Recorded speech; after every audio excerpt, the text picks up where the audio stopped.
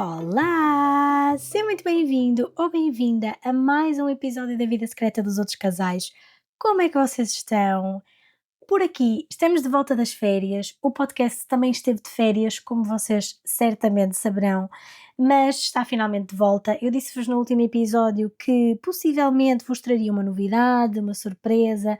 Na verdade, essa surpresa era um episódio gravado durante as minhas férias nos Açores, com os meus amigos psicólogos que lá vivem e com quem estive nestas férias, mas não se proporcionou de gravar o episódio e por isso lamento muito ter defraudado as vossas expectativas em relação à surpresa, mas enfim, vão ter que levar só comigo, que é para isso que vocês aqui estão, na verdade, e também está tudo bem assim.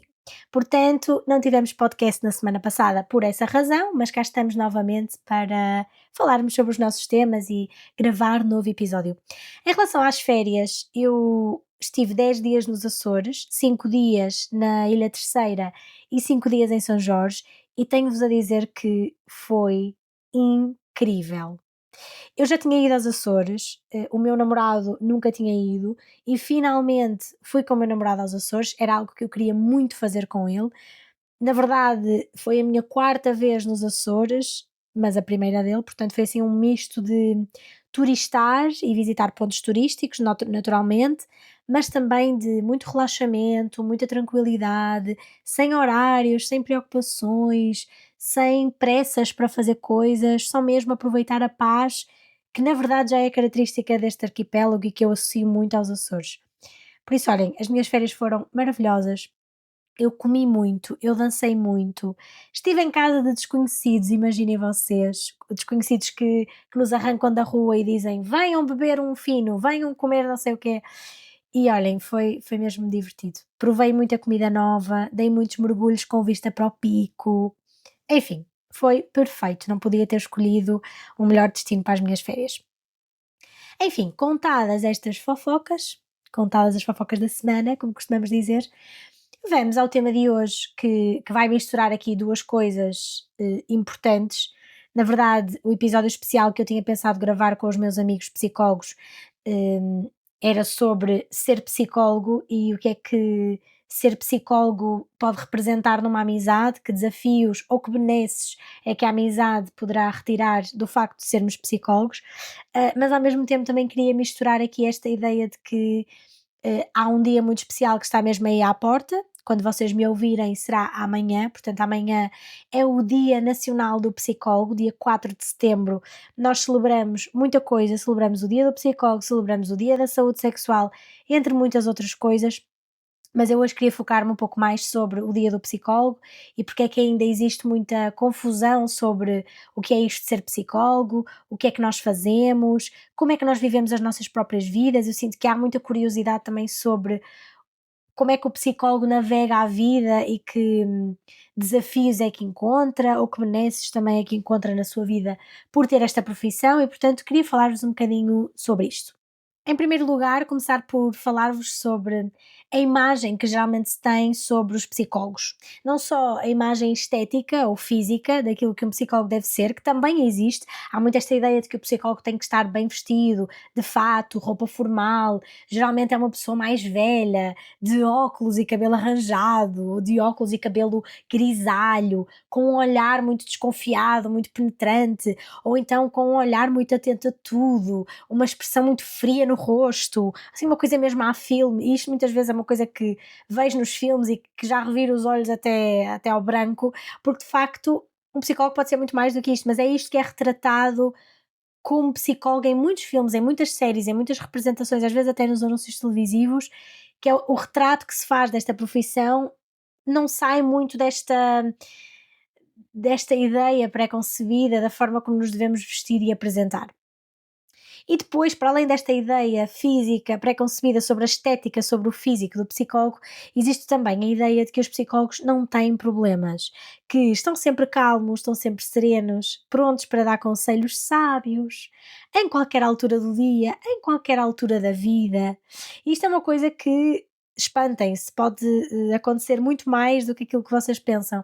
Esta ideia de que quando alguém é psicólogo tem sempre uma resposta ou tem sempre um conselho, e é importante referir que os psicólogos não dão conselhos. Esta ideia de que o psicólogo tem sempre um conselho, o psicólogo não dá conselhos, não é esse o nosso papel. Esse pode ser o nosso papel enquanto amigos, enquanto irmãos, enquanto filhos, enquanto pais, enquanto namorados, namoradas. Pode ser dar conselho às pessoas que nós amamos, mas o psicólogo não dá um conselho. O psicólogo guia-nos para uma resposta que faz mais ou menos sentido para nós.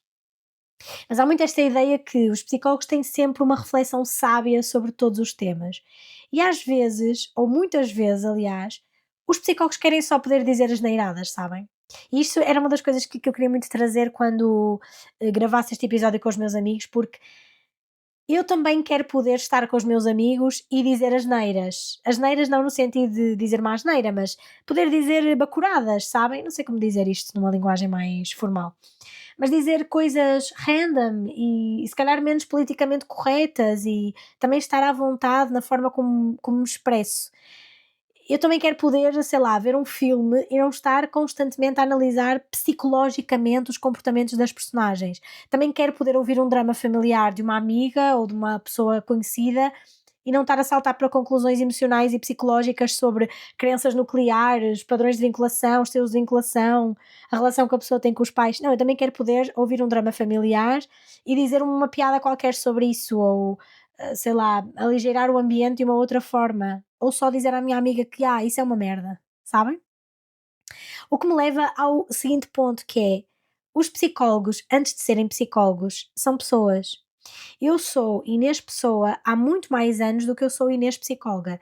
E por isso eu também tenho dramas, eu também discuto por coisas pequenas, eu também fico de coração partido quando alguma coisa não corre bem, eu também choro em frente à televisão quando vejo anúncios lamechas.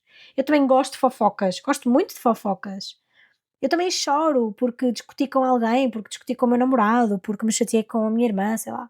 Eu também tenho zangas na minha relação e na minha família. E pegando aqui na questão dos relacionamentos, eu também não lido sempre bem com tudo. Eu também tenho relacionamentos na minha vida que têm problemas e que precisam de atenção desses problemas. E há aqui um ponto também muito importante que é, eu também sou injusta às vezes com as pessoas à minha volta, porque depois também há esta ideia de que o psicólogo não erra e não é injusto e não tira conclusões precipitadas ou não faz ilações erradas. Claro que sim. Eu até diria que os psicólogos não erram menos, talvez sejam melhores a errar, porque quando erramos sabemos exatamente o que fazer com esse erro, percebemos que magoamos alguém, percebemos a dimensão daquilo que fizemos, porque também temos background e conhecimento sobre as emoções e sobre os impactos que podem ter, e também não somos tapadinhos, né? Também conseguimos perceber os contextos familiares das pessoas à nossa volta, portanto percebemos quais é que são os triggers das pessoas à nossa volta, percebemos que magoamos alguém, mas sabemos corrigir, pedir desculpa. E olhem que mesmo assim pode nem ser linear, eu estou a generalizar aquilo que um psicólogo poderá ter mais aptidão para fazer, mas a verdade é que há muitos psicólogos que podem não ter esta facilidade em pedir desculpa ou em corrigir o seu erro nas suas vidas pessoais, nem têm que o fazer, porque nas suas vidas pessoais são pessoas, certo? Portanto, o que eu quero dizer é que nós também erramos, nós também somos injustos, nós também discutimos, nós também nos zangamos, nós também cometemos erros, só que nós, se calhar, erramos de uma forma mais. Sabemos corrigir o erro de uma forma mais inteligente emocionalmente, como falamos também no último episódio. Acho que foi no último episódio que falamos da inteligência emocional. Não, não foi no último, foi no anterior ao último. Mas no fundo, o que eu quero dizer-vos com isto é que nós psicólogos temos mais ferramentas para perceber o que se passa connosco e o que se passa com os outros, mas isso não nos torna imunes às dores da vida, nem às emoções, nem às macacadas, na verdade. Nós não somos robôs isentos de humor ou de que não gostam de macacadas, pronto, chamemos-lhe assim. E deixem-me dizer-vos que há um estudo de 2007 que mostrou que muitos psicólogos têm níveis de stress e ansiedade completamente semelhantes aos da população geral. A grande maioria, na verdade, tem níveis de stress e ansiedade semelhantes aos da população geral, porque nós somos pessoas. O que muda nestes psicólogos e o que o estudo nos mostra é que os psicólogos têm uma tendência para procurar mais estratégias de autorregulação emocional, mas não sofrem, não significa que não sofram, que deixam de sofrer, simplesmente têm mais estratégias de regulação emocional, têm mais conhecimento sobre as emoções. Mas uma das razões pelas quais eu queria gravar este episódio com os meus amigos psicólogos era para vos falar sobre a amizade entre psicólogos, porque também existe muito esta ideia errada daquilo que é uma amizade entre dois psicólogos. Há quem acredite que, por sermos psicólogos, somos demasiado aware emocionalmente, demasiado conscientes sobre as emoções. E somos, não posso mentir quanto a isso, mas há quem acredite que isso deve ser insuportável numa amizade. Que nós passamos o tempo todo a analisar-nos uns aos outros, a fazer terapia gratuita nas conversas de café e a ser chatos sobre as emoções, sabem? E na verdade é tudo menos isso que acontece, posso garantir-vos. A maior parte das vezes nós somos só pessoas, está bem? Somos pessoas a falar de séries, somos pessoas a falar de viagens, pessoas que se atrasaram para o jantar, pessoas que querem falar das fofocas da semana, que querem comentar a vida dos outros também, pessoas que falam sobre reality shows, pessoas que falam sobre dificuldades que têm na vida. E sim, claro, às vezes também surge, obviamente, aquele olhar mais atento ao outro e um olhar mais atento àquilo que estamos a partilhar com o outro. Estás bem? Tens a certeza que está tudo bem? Olha, mas não achas que devias trabalhar essa tua tendência para. Claro que às vezes surge isto, mas também há muito humor, também há muita leveza. Porque o facto de sermos psicólogos não significa que nós vivamos eternamente no nosso consultório. Agora, eu não posso mentir-vos e dizer que nós não falamos de trabalho, porque isso seria mentira. E isto é uma coisa chata, isto é uma coisa horrível que os psicólogos partilham. Eu acho que, na verdade, eu vou generalizar aqui. Os psicólogos são chatos sobre trabalho, nós falamos muito sobre trabalho. Eu acho que não há uma única vez que eu esteja com amigos psicólogos em que a conversa não caia para aí, mas não é para nos analisarmos uns aos outros, é porque estamos a falar de formações, de palestras, de gestão de agenda, de gestão de redes sociais, estamos a falar dos nossos horários, das nossas férias, da dificuldade que é em impor limites no horário, por exemplo. Enfim, somos muito dedicados a essas questões e depois torna-se chato não falar sobre isso. Mas o que queria realmente trazer-vos é que será que o facto de nós sermos mais emocionalmente conscientes sobre as coisas que vivemos torna mais fácil ou torna mais difícil manter uma amizade entre psicólogos, manter uma amizade leve, na verdade? Eu diria que torna mais fácil, porque somos mais comunicativos quando alguma situação nos incomoda, porque estamos mais atentos se alguém está a passar por um período difícil também, alguém que seja nosso amigo. Eu lembro-me de uma situação muito específica em que eu me surpreendi bastante pela positiva, já estou aqui a fazer estragos na minha secretária, numa situação que me surpreendeu bastante pela positiva, em que eu fiquei magoada com uma amiga minha psicóloga e comuniquei-lhe que estava magoada com uma situação que aconteceu. Não foi nada também de muito relevante nem muito especial, foi só um pormenor que me magoou um pouco. Eu comuniquei-lhe que isso me tinha magoado e estava à espera de uma resposta talvez mais passiva-agressiva ou mais difícil da parte dela, e a resposta foi maravilhosa, foi: "Olha, desculpa se te magoei, não tinha intenção de te magoar, espero que possas desculpar-me porque não foi com intenção", explicou o ponto dela e ficou tudo absolutamente normal entre nós, como se nada tivesse acontecido, na verdade, porque esclarecemos aquela questão. E eu acho que é isto que, numa amizade entre psicólogos, pode ser uma vantagem. A verdade é que somos mais comunicativos quando algo nos incomoda e estamos mais atentos quando magoamos alguém também. E temos maior tendência para compreender e pedir desculpa também. E atenção que eu estou a falar sobre ser psicólogo e estas características dos psicólogos, mas isto não é exclusivo dos psicólogos, isto é, se calhar, exclusivo de pessoas que têm uma inteligência emocional mais trabalhada. E nós já falamos sobre isto no penúltimo episódio. Pessoas com maior inteligência emocional têm também maior tendência para saber resolver os seus conflitos e as suas questões, as suas relações de uma forma mais saudável e eficaz e inteligente também. E fácil, vá.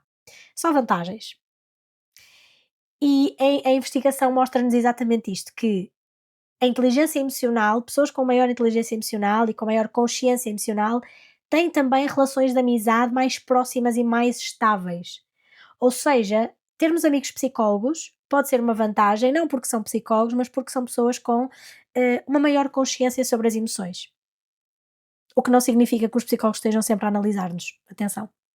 Enfim, mas porquê é que quero estar aqui a falar-vos sobre isto do psicólogo, psicólogo, psicólogo? Parece que estou aqui autocentrada a falar sobre a minha profissão. O que eu queria realmente falar-vos é que isto se liga bastante com o dia do psicólogo, que é amanhã e que é um dia muito importante para celebrarmos a profissão.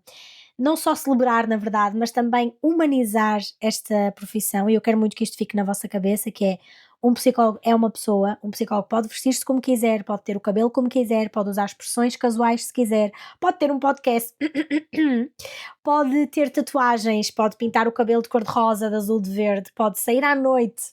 Isto é uma coisa que eu penso tantas vezes, se vocês soubessem. E eu sei que os meus amigos psicólogos também pensam, que é, nós estamos a sair à noite, a jantar, a beber uns copos, e de repente surge um pensamento automático que diz: e se eu agora vejo um cliente meu? E ficamos logo em alerta, logo em sensação de desconforto de então e se entra agora por aquela porta daquele restaurante ou daquela discoteca ou do que quer que seja que eu estou a fazer para me divertir, alguém que é meu cliente e que me conhece num contexto profissional muito específico e também muito restrito a enfim, a uma forma de agir muito concreta. E eu acho que a verdade é que não há problema absolutamente nenhum se eu estiver a sair à noite a beber copos com os meus amigos e entrar ou encontrar um cliente meu. Nenhum problema. Porque eu sou uma pessoa que sai à noite e gosta de se divertir. Não, na verdade não sou. Na verdade não sou, mas se fosse, ou seja, uma pessoa que gosta de sair à noite, que gosta de se divertir, eu gosto, não o faço com muita frequência, eu gosto de fazer isso, mas não sou o tipo de pessoa que faz isso com muita frequência, mas se fizesse, não havia qualquer problema de encontrar um cliente meu a sair à noite. Claro que eu não ia sair à noite com o meu cliente, porque isso já ia ultrapassar os limites da relação terapêutica, mas está tudo bem se o meu cliente me vir a sair à noite, porque isso não diz absolutamente nada sobre a minha competência, a minha profissão e aquilo que eu sou enquanto profissional, enquanto psicóloga, não é? Então isto tudo para dizer que já estou aqui a falar demasiado, mas isto para dizer que nós não estamos sempre a trabalhar, nós não somos o nosso trabalho, não estamos sempre a analisar os outros, nós não lemos as mentes. O que nós fazemos, na verdade, é criar espaço para ouvir, compreender e ajudar os outros a ganhar um bocadinho mais clareza sobre a sua própria vida. Mas fora do consultório, posso garantir-vos que nós somos tão caóticos como qualquer outra pessoa. Aliás, na verdade, e agora vai aqui uma opinião forte sobre este tema, eu acho que é esse nosso lado mais humano e mais caótico que nos permite estar perto das emoções dos outros, estar perto da vivência do outro, da experiência do outro, da história que partilha connosco, sem barreiras artificiais. É porque nós também sentimos e por isso é que o chat GPT nunca vai substituir a terapia. Eu não me inquieto absolutamente nada com o crescimento da inteligência artificial no que diz respeito à minha profissão. Porque é este lado humano, é o facto de eu também sentir, eu também viver, eu também experienciar e eu também ser tão caótica como qualquer um dos meus clientes que me permite estar perto dessas emoções, sem barreiras, sabem? E a ciência mostra-nos isto, que a empatia e a autenticidade são dois dos fatores mais importantes numa relação terapêutica eficaz. É por nós sermos empáticos e autênticos e fiéis à pessoa que nós somos, que nós conseguimos estabelecer uma relação terapêutica que faça sentido para os nossos clientes. E esses fatores vêm justamente da nossa humanidade, do facto de nós não sermos perfeitos e de nós também vivermos coisas e sofrermos coisas e experienciarmos emoções. E portanto, resumindo tudo aquilo que estamos aqui a dizer, deixem-me partilhar convosco alguns mitos que já ouvi bastante por aí e que acho que é importante desmistificarmos sobre o que é ser psicólogo. Então, o primeiro mito que vos queria trazer é: os psicólogos não têm problemas. Têm. Os psicólogos têm problemas, os psicólogos têm tantos problemas quanto qualquer pessoa, só que tentamos lidar com eles com as ferramentas que também ensinamos. Tentamos, atenção ao uso de tentar. Muitas vezes os psicólogos também precisam de ajuda para conseguir lidar com os seus problemas, com os seus padrões disfuncionais, com os seus estilos de vinculação, com os seus traumas da infância, enfim. Também precisamos dessa ajuda, também precisamos de um olhar isento que falarei mais à frente sobre isso. Mas isto para vos dizer que nós tentamos lidar com eles com as ferramentas que também ensinamos, mas nós temos problemas. Segundo, os psicólogos são chatos porque analisam tudo. É mentira. Se nós estivéssemos sempre a analisar, a nossa vida social seria um inferno. Nós desligamos do trabalho. Posso garantir-vos que nós desligamos do trabalho. E às vezes, quando eu conheço uma pessoa nova, e isto acontece muitas vezes, que eu reparo que quando as pessoas sabem que eu sou psicóloga e principalmente se já me seguem nas redes sociais e é uma pessoa nova que eu nunca vi e que me segue nas redes e que me conhece e tem um contexto sobre mim e eu não tenho contexto sobre essa pessoa, eu sinto que a pessoa fica nervosa na minha presença, não sempre, mas muitas vezes nervosa na minha presença e penso eu que possa ser porque sente que eu poderei estar a analisar, principalmente se isso estiver alocado a uma relação. Imaginem que eu vou conhecer um casal que me segue nas redes sociais, mas que eu não conheço, sei lá, um amigo de um casal amigo de uns amigos. Eu sinto que o casal fica, nem sempre os dois membros, mas um deles fica desconfortável com a possibilidade de eu estar a analisar sobre a vida conjugal. Não estou. Nós desligamos do trabalho, garanto-vos. Terceiro, terceiro mito, os psicólogos dão conselhos. Na verdade, nós não damos conselhos, já vos falei sobre isso. Nós ajudamos a pessoa a encontrar o seu próprio caminho, o caminho que lhe faz mais sentido. Nós guiamos a pessoa sempre com uma das coisas mais importantes que nós agarramos em terapia, que nós ensinamos em terapia, é a autonomia. E, portanto, sempre preservando a autonomia da pessoa. É das coisas mais importantes num processo terapêutico, é que a pessoa tenha autonomia para tomar decisões. Esse é o nosso objetivo. Os psicólogos não discutem, óbvio, discutimos sim, só que às vezes nós usamos termos mais sofisticados para discutir. E portanto, em vez de dizer tu és um menino da mamã, se calhar nós dizemos tu tens uma relação disfuncional com a tua mãe. Estou a brincar, mas um bocado a sério. Ou seja, se calhar usamos uns termos diferentes para nos referirmos à mesma coisa, mas obviamente que discutimos. Agora, gostava de vos falar também sobre aquilo que nunca ninguém vos disse sobre psicólogos, porque todos estes mitos provavelmente vocês já sabem, provavelmente já ouviram. Então queria trazer-vos o que nunca ninguém vos disse sobre os psicólogos. Em primeiro lugar, dizer-vos que eu penso muito nos meus clientes entre sessões. Eu sou humana, eu crio vínculos reais com as pessoas que eu acompanho e ainda que sejam relações com limites bem definidos, são relações reais. São relações terapêuticas, mas ainda assim reais. E, portanto, eu penso nos meus clientes entre sessões, eu penso nos clientes que já não acompanho, ou porque fizeram dropout, ou porque lhes dei alta, ou porque estão a fazer uma pausa entre sessões. Eu penso neles, eu lembro-me das datas deles, eu lembro-me do que vai acontecer na vida deles, eu penso sobre isso. Acho que isto é uma coisa gira de vos dizer sobre os psicólogos. Dizer-vos também que eu também me sinto insuficiente e também duvido do meu trabalho às vezes. Quando eu não consigo ajudar tanto quanto gostaria, quando às vezes duvido da minha competência, às vezes duvido quando estou à altura da confiança que alguém depositou em mim e, portanto, eu também às vezes sofro do síndrome de impostor e muitos psicólogos sofrem também. Terceira coisa que vos queria trazer e que nunca ninguém vos disse sobre psicólogos, eu estou habituada a tudo. Eu já ouvi milhentas histórias, eu já ouvi histórias iguais à tua, semelhantes à tua, completamente diferentes da tua. Não há nada do que tu me possas dizer ou do que possas estar a sentir ou verbalizar que será recebido com surpresa, julgamento, incompreensão, o que quer que seja. Os psicólogos já ouviram milhentas coisas e, portanto, os psicólogos estão preparados para ouvir. Nós já estamos habituados a tudo. Se choras, se não choras, se gritas, se não gritas, nós estamos habituados. Outra coisa que queria trazer é que os psicólogos não vão resolver a tua vida. Eu não vou resolver a tua vida. Eu nem sempre vou saber resolver os teus problemas, mas isso não me impede de estar contigo em todos os momentos. Eu posso não saber resolver a tua vida, mas eu tentarei sempre ajudar-te. No fundo, é esse o meu objetivo, não é? A descobrir qual o melhor caminho para ti e ajudar-te a dissolver as emoções mais difíceis ou a lidar com as emoções mais difíceis e a sentir mais vezes emoções mais agradáveis. Outra coisa que vos queria trazer é que eu fico mesmo feliz com as conquistas das pessoas que eu acompanho, com os pequenos progressos, com os pequenos passos que dão. Aquilo que eu sinto pelas vitórias das pessoas que eu acompanho é das coisas mais genuínas que eu já experienciei. Juro-vos. É uma emoção completamente diferente daquilo que é viver vitórias de pessoas que estão na minha vida ou até as minhas próprias vitórias. É tão recompensador, porque sinto que participei naquela conquista, naquele progresso, e fico mesmo feliz quando isso acontece. Celebro como se fossem as minhas. Outra coisa, depois de um dia de trabalho, eu não estou mais a trabalhar. Eu não analiso os outros, eu não tenho conversas profundas com os meus amigos e com a minha família, eu não quero ouvir dramas, eu não quero ouvir nada. Eu desligo por completo e vou gerir emocionalmente o meu dia através dos meus hobbies para que eu possa preparar-me para o próximo também. Para o próximo dia, quero dizer. Também, portanto, quando eu termino um dia de trabalho, eu não estou mais a trabalhar. A menos que eu tenha, obviamente, que o fazer por outras questões, sei lá, redes sociais ou preparar uma palestra que não tenho mais tempo noutra hora do dia.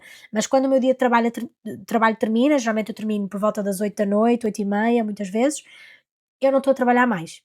Posso garantir-vos, ou estou a cozinhar, que eu adoro cozinhar, é uma boa forma de me gerir emocionalmente, ou estou a ver uma série, ou estou a fazer crochê, ou estou a fazer ponto cruz, ou estou a ler um livro, ou estou a conviver. Às vezes vou tomar café com alguém, com uma amiga, com o meu namorado, com a minha irmã, sei lá, dar uma caminhada com a minha irmã, também gosto muito de fazer isso. E portanto, eu estou nos meus hobbies, eu não estou a ter conversas profundas, posso garantir-vos. O que mais? Dizer-vos também que eu também faço terapia. Pela exigência emocional do meu trabalho, obviamente, é uma coisa que eu super aconselho, acho que todos os psicólogos devem fazer terapia, acho que é assim requisito obrigatório. Terapia, supervisão, intervisão, pronto, isso são sempre coisas importantíssimas, não só pela exigência do meu trabalho, mas acima de tudo porque eu também sou pessoa e porque também preciso de lidar com a minha própria bagagem emocional, não só pela exigência emocional do meu trabalho, e por acaso isso é uma coisa que nem surge muito na minha terapia. Eu não, também poderia acontecer eu ir para a minha terapia, fazer a gestão dos casos que eu acompanho, mas não é isso que acontece. Eu vou para a minha terapia falar da minha vida, malta. Portanto, posso garantir-vos que sou pessoa como vocês e, portanto, também tenho a minha bagagem emocional com a qual preciso de lidar. Mas já que estamos aqui a falar sobre coisas que nunca vos disseram sobre psicólogos, não dá para deixar de fora também alguns mitos sobre a própria terapia. Lembrei-me agora disto e acho que pode ser importante, porque há muitas ideias feitas sobre o que é estar numa sessão de terapia, que às vezes as pessoas até tendem a adiar esta procura de ajuda, porque imaginam coisas que não correspondem à realidade. E a verdade é que há muita coisa que acontece em terapia que nunca vai chegar ao feed do Instagram, que nunca vai ser dita em conversas de café. Há coisas que eu falo na minha terapia que eu nunca vou dizer para o meu Instagram ou se calhar até para a mesa dos meus amigos. São coisas que a mim me pertencem e que nunca vão chegar a um feed de Instagram. E portanto, estas mudanças e as vitórias das pessoas e até o sofrimento que elas carregam são invisíveis. Mas são nessas mudanças, é nessas vitórias que está o verdadeiro sumo da terapia, o que é realmente importante na terapia e que é invisível aos olhos dos outros. Sei lá, terminar uma relação não se era feliz, terminar sem culpa, terminar sem peso, só alívio, porque nos escolhemos acima de tudo. Isso é uma vitória invisível, não está no feed do Instagram. Também não está no feed do Instagram quando choramos finalmente, quando tivemos anos, um choro preso na garganta, ou quando sentimos raiva, quando não nos permitíamos senti-la antes, ou quando estamos tristes e sabemos acolher essa tristeza.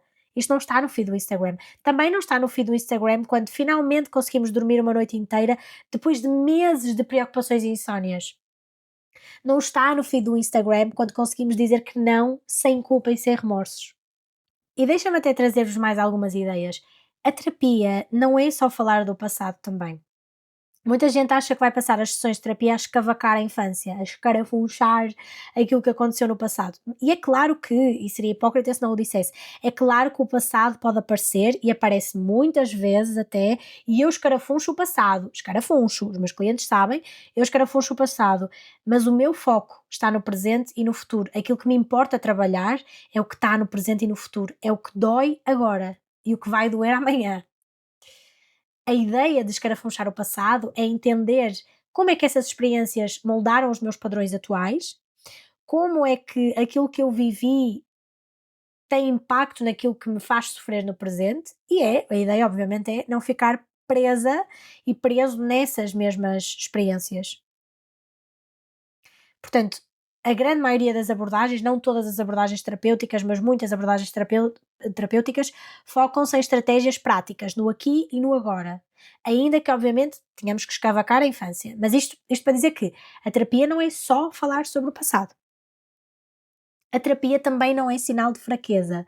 Ainda existe muito este estigma de que pedir ajuda é sinal de que não se dá conta sozinho, não se dá conta do recado, mas na verdade eu acho que procurar terapia é um ato de coragem, muita coragem, de querer olhar para dentro, de querer investir em si, de querer trabalhar a inteligência emocional, de querer corrigir relações disfuncionais, padrões tóxicos.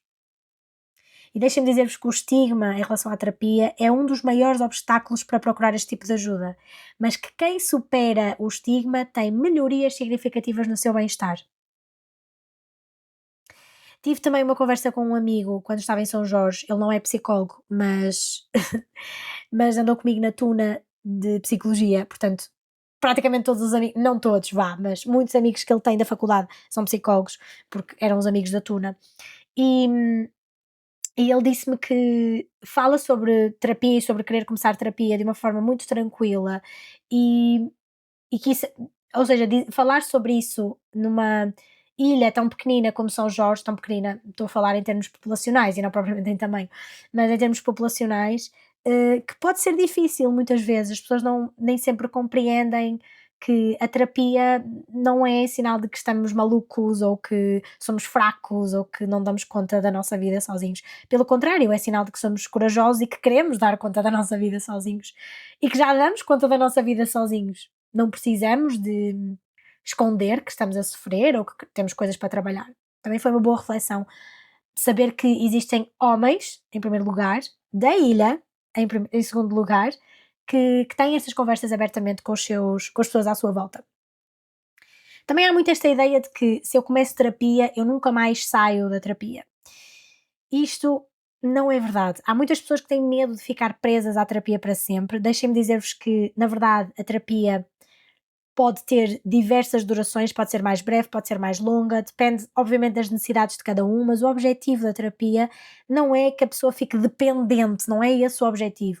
É dar ferramentas para que a pessoa seja autónoma, como já falamos, e também vos tinha dito há pouco que a autonomia do cliente é um dos maiores preditores de sucesso terapêutico e será sempre essa autonomia que nós procuramos trabalhar, mas isto para vos dizer que há pessoas que querem ficar na terapia para sempre, com muitas aspas, obviamente, porque querem e porque se sentem bem e não porque tem que ser. E isto é uma coisa que há um momento da terapia em que eu questiono sempre: olha, as tuas dificuldades diminuíram, tu procuraste a minha ajuda por esta razão já dissipou, já conseguimos trabalhar esta questão, diz-me se faria sentido para ti nos encaminharmos para uma alta ou se queres continuar com as sessões para trabalhar ou outras questões que te sejam necessárias ou para fazer gestão dia a dia e gestão semana a semana ou gestão mensalmente, o que seja.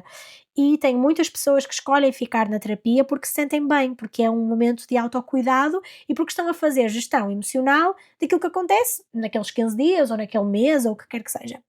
E também está válido, malta, também está válido. Outra coisa, se comecei terapia e não gostei, é porque não funciona. Este mito, esta crença é tão destrutiva. Não só destrutiva para a própria pessoa que quis começar e não gostou e agora acha que a terapia já não é para si e nunca mais vai ser, mas também porque muitas vezes passa esta ideia para outros. Eu experimentei e não deu certo, também não vai dar contigo. E deixem-me dizer-vos que às vezes a primeira experiência não corre bem. É como as relações, malta. Também toda a gente tem um ex-namorado, ou o quê? É, não é? Portanto, às vezes a primeira experiência não corre bem e a pessoa conclui que a terapia não é para mim, isto nunca vai resultar, isto não dá nada certo, isto é tudo uma treta. Mas simplesmente pode não ter sido a abordagem certa, a pessoa certa, o terapeuta certo, a fase da vida certa para aquela questão em específico, ou para aquele terapeuta em específico, ou para aquela abordagem em específico.